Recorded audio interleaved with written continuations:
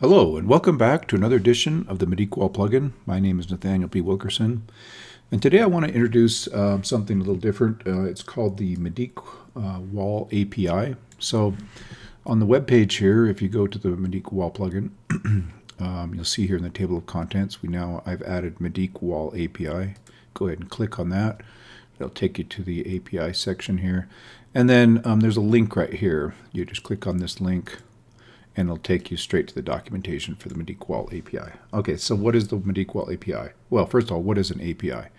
I honestly didn't even know what that actually meant. I just know what it actually, means. But the actual acronym means Application Programming Interface. Okay, so what that basically allows a person to do is, normally when you're creating walls, you've got to go ahead. Let's go ahead and lay a grid down first, just to get started.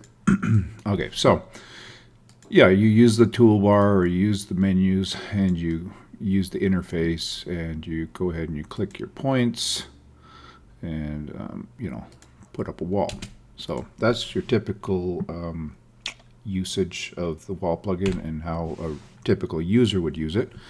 However, there are people and there are times where you want to have your own extensions or plugins or programs or software or something, be able to connect and draw stuff programmatically. So that's what the API is for. So honestly, this API has been around.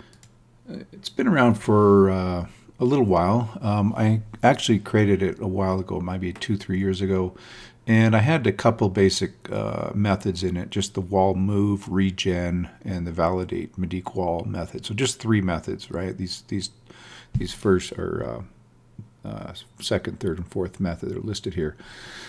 Unfortunately, that was not, I didn't have any documentation or anything, but basically it was pretty limited in what it could do, and so I didn't really promote it or even really develop it further because there didn't seem to be much interest in it. But with the advent of AI and people using AI to try to automate things, it seems like something like this would be used a little bit more than it has been in the past. So I've developed it a little further, and I've decided to document it a little better and to basically put up this addition to the web page. So let's go ahead and get started. So what you can do, and I'm just going to move this off to the side. Typically, the way you're going to operate this manually, kind of, if you don't have a program that you're using, is you can throw stuff right into the Ruby console, right? So, and test stuff that way, right? And on Windows 2017, you just click here under Window and you go under Ruby console. And I think Windows 2026, you go under Extensions and then Developer, and then you can find the console. See, there's no developer here. Okay, so anyways, it's just fairly simple, right? You have a console, you have a little place where you can input text, and you're going to get a display out of what you've got. All right, so let's go ahead and get started. So I'm not going to go through all the little details here. If you are interested, you can obviously read them, and it's quite similar actually to the way I kind of modeled it after the way SketchUp does their Ruby API documentation, trying to make it as plain and simple as I could. So let's go ahead and try an example. I'm just going to copy this code right here. And actually, let's start with a more interesting example here. So I actually told ChatGPT to create me an octagon-shaped building. And so it spit out this code, essentially. And actually, I rounded the numbers because, the actual numbers for a pure octagon are it's quite a bunch of hefty floating point numbers. And I didn't want to put all that in, clutter up the interface on the website. So anyways, but if we go like this, okay, and then we just go ahead and hit enter. So I just copy and pasted that right in there. And you'll see that up pops an octagon-shaped building. So basically it took this wall draw method. You can see right here, wall_draw, and then it just, and here in this case, it basically, did it 8 times and created the walls. And you can see that we have your default exterior walls, and yeah, it's a nice octagon shape. So basically what's happening here is that when you call this method with these 2 points, it's basically doing some error checking and some other things, and then it fires that off into the regular pipeline that creates the walls in the plugin, and then it just uses kind of basically the default global settings as far as all the settings for the wall, and it generates it just like it normally would. So it's not doing anything anything special. It's just allowing you to, with some few lines of code, go ahead and do whatever you normally would do with clicking points and all that. All right, so that's let's go ahead and clear this now, and then I'm going to go ahead and just delete this out. Okay, so I'm just going to do one line here, this other example actually, and now that I have that one variable created mod, I don't even have to put all that in there. I'm just going to put in this one single line. And so what's going to happen is going to draw a wall at 0, 0, 0 to 240, 0, 0.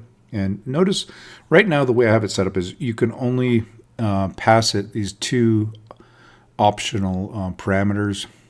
And if you don't pass those parameters, that's fine. It should just default to rectangular and exterior, but you can also specify interior as well. So, but I'm going to give this some more thought, and I realize that it would be nice if you could specify a bunch of other parameters with regards to the wall, like say you want the cladding to be brick or something.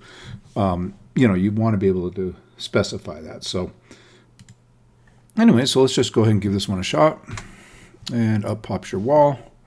And notice it returns basically the group, but I don't know if that's of that importance or not. But anyways, it's fairly basic to use, really.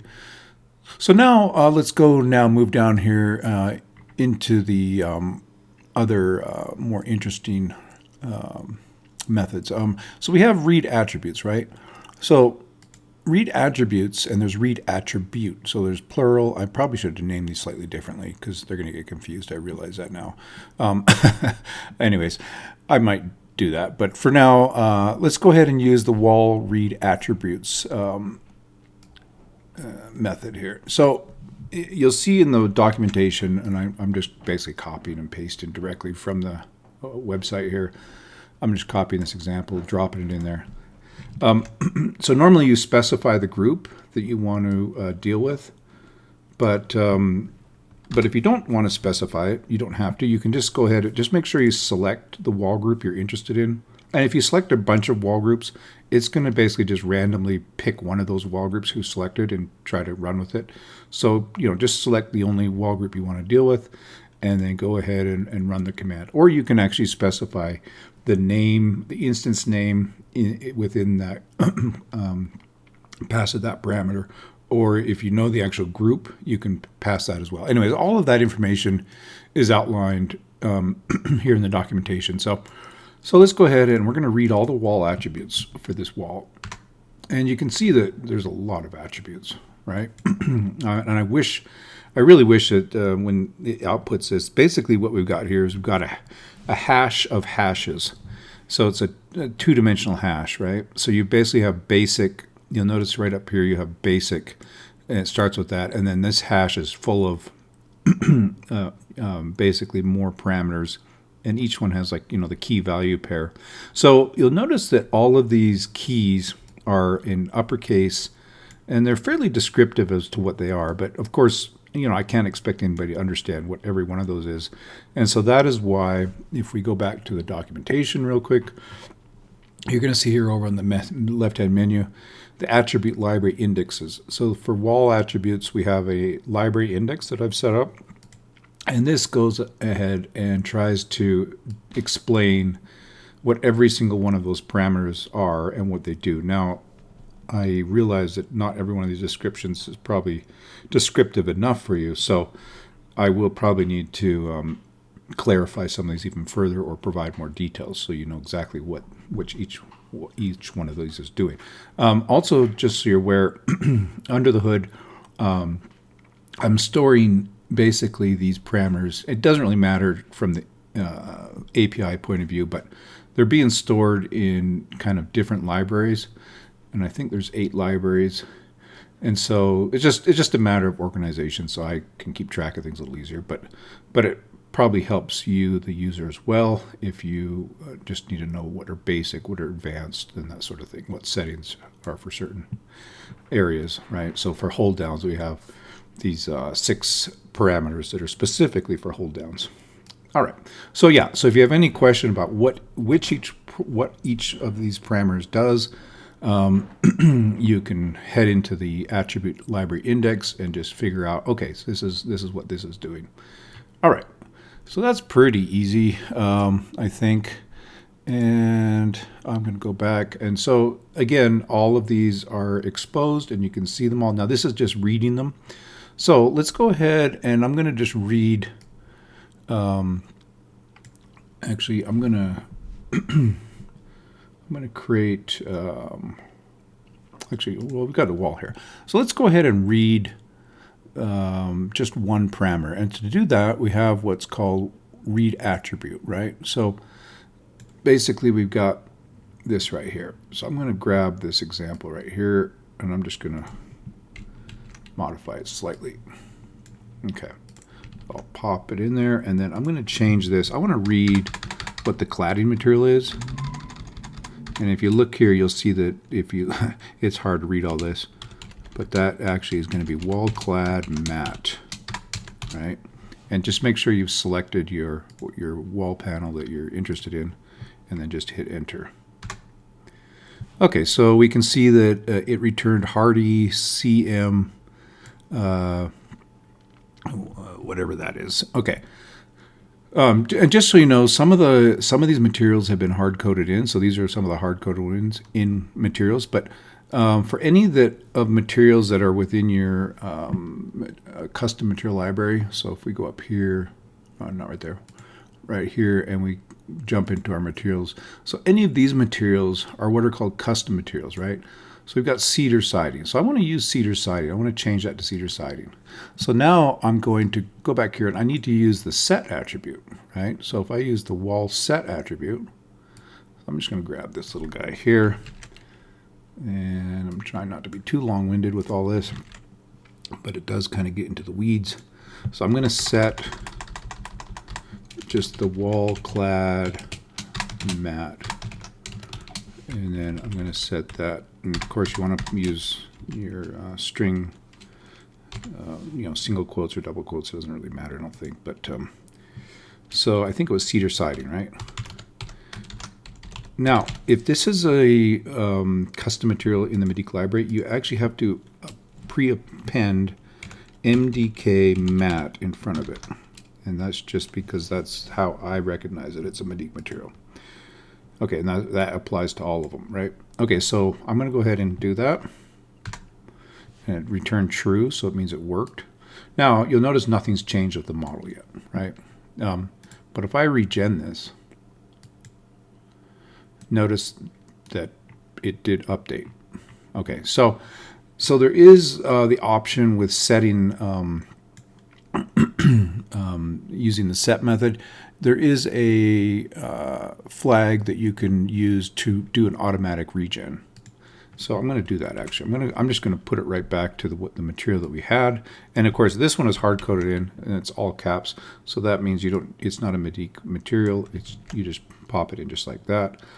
Okay, and then to make it so that it automatically regens, I'm just going to pass it true at the end here, and that will say, hey, I need it. By default, by the way, it's false. So that will make it do a regen once it makes a change. So the reason why I have this optional is because there may be situations where since you only change one attribute at a time, you may want to change like 20 attributes for a wall. So you'll use the set attribute like 20 times in a row. And then at the very end, then you might want to regen it. And you can use the regen method, or you can just, on the last one, you can turn on regen true. But let's go ahead and hit this. And there you go. It basically changed this the attribute library and then parameter, and then it regened it. So we're back to where we were. So yeah, pretty basic to use. There's still a lot more that I need to do on this guy, as far as adding more methods in and features.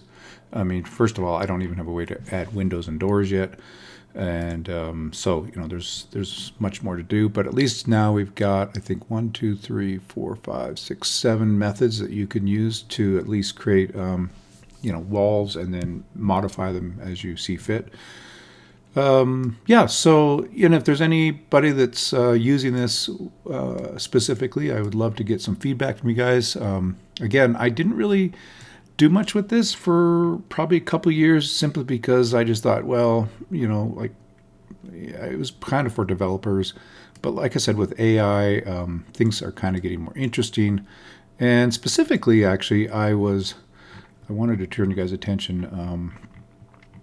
Let's see, where was it? It was this video right here. Actually, I posted on the forum. But anyways, he was showing how he was connecting the Claude AI engine to like some sort of MCP server, which was then actually like creating geometry directly within SketchUp. And I was like, wow, that's pretty like that's pretty progressive, Like, I mean, it's just getting crazy. So anyways, I then thought, well, after I put the documentation together, I basically handed ChatGPT the link to the documentation. I says, hey, read over my documentation for the API, and then see if you can produce some code that can generate this particular floor plan, right? Which actually I have a little bit better view of that. So I said, just draw me the perimeter, right? I don't even care about the interior walls right now. Just focus on the perimeter. So that seemed like a pretty tough task for it, and it was. It it kind of, I don't know. I don't think its PDF reading capabilities are all that great yet, but it did somehow chew on it for a while, and then it produced the actual, Ruby code, and then I tossed it into the console, and the first shot at it was this. And then the second shot, it said, well, give me another shot, because it says, I don't understand the bump outs yet. So I says, okay. So it chewed on it for about another 5 minutes, and then it produced this. And actually, here is the actual, it's not very complicated. It's just a bunch of points, really. And then it throws it into a loop and runs the wall draw method, however many points it does. And boom, out popped this. So yeah, you can actually teach ChatGPT how to use the Medeek Wall API, and then you could actually have it generate the code that you might need to draw something. And so there you go. It's pretty crazy to think that we're already here. And it seems like 2 or 3 years ago, like this was not even, this wasn't even a possibility. But all right, well, that's just, a test implementation of the API. But yeah, here it is, guys. Brand new. Just put this documentation together. And again, there's a second page right here that specifies all of the parameters that you can modify with regards to the wall. So if you have any other questions on this, or any feature requests or anything like that, feedback, etc., please go ahead. Shoot me an email. Even give me a call. I'd love to chat with you about it. And we will talk to you guys later.